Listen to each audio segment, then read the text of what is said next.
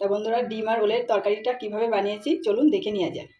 নমস্কার বন্ধুরা, চলে এসেছি কুকিং টাইম চ্যানেলে। তা বন্ধুরা আজকে আমি রান্না করব। দেখুন এখানে ওল নিয়েছি, ওল দিয়ে আর ডিম দিয়ে তরকারি করব, ঝোল মতনই করব। তা দেখুন এখানে আমি 4টে ডিম নিয়েছি। তো বাজারে একটা নতুন ওলে উঠেছে তাই নিয়ে আসলাম কিনে। এখানে প্রায় 700 গ্রাম ওল আছে। তো আমি ওল আর ডিমটা একটু সিদ্ধ করে নেব।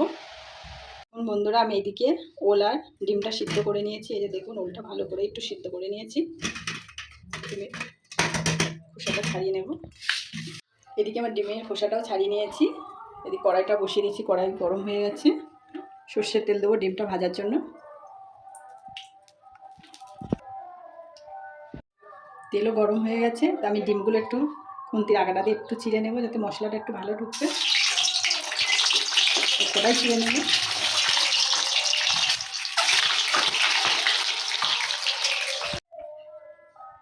ডিমটা ভাজা হয়ে গেছে, জিরে ফোড়ন দেবো, একটু তেজপাতা দেবো,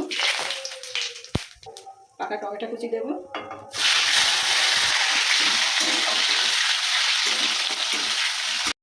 এই যে বন্ধুরা টমেটোটা আমি একটু তেল দিয়ে হালকা ভেজে নিয়েছি। এখানে আদা রসুন আর লঙ্কা একসঙ্গে বেটে নিয়েছি, দিয়ে দেবো।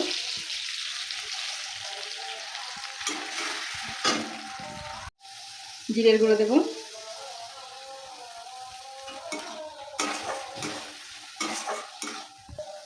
লবণ দেবো, হলুদ গুঁড়ো। এই যে দেখুন এখানে মশলাটা ভালো করে কষিয়ে নিয়েছি। দেখুন তেলটাও ছেড়ে দিয়েছে।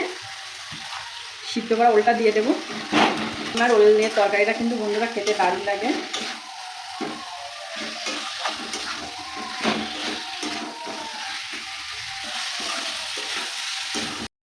বন্ধুরা আমি বেশ ভালো করে ওলটা কষিয়ে নিয়েছি। যেহেতু সেদ্ধ করা ওল ওই জন্য বেশি জল দেবো না, অল্প পরিমাণ জল দেবো।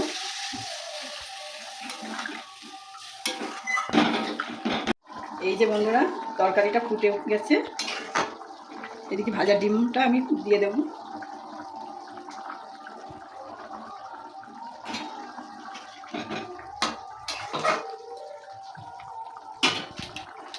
শাহি গরম মশলা দেবো।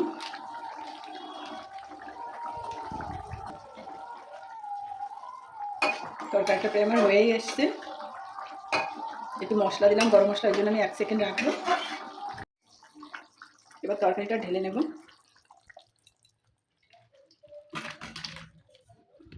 এই যে বন্ধুরা দেখুন ডিম দিয়ে রোলের তরকারিটা আমার হয়ে গেছে। দেখুন আমি কিন্তু একটু মাখা মাখা করেই করেছি, ঝোলটা কিন্তু অনেকটাই ঘন। এটা খেতেও কিন্তু ভালো লাগে যেহেতু ডিম আর রোল। তা বন্ধুরা কেমন হয়েছে অবশ্যই কমেন্টে জানাবে। আর নতুন বন্ধু হলে অবশ্যই সাবস্ক্রাইব করবে।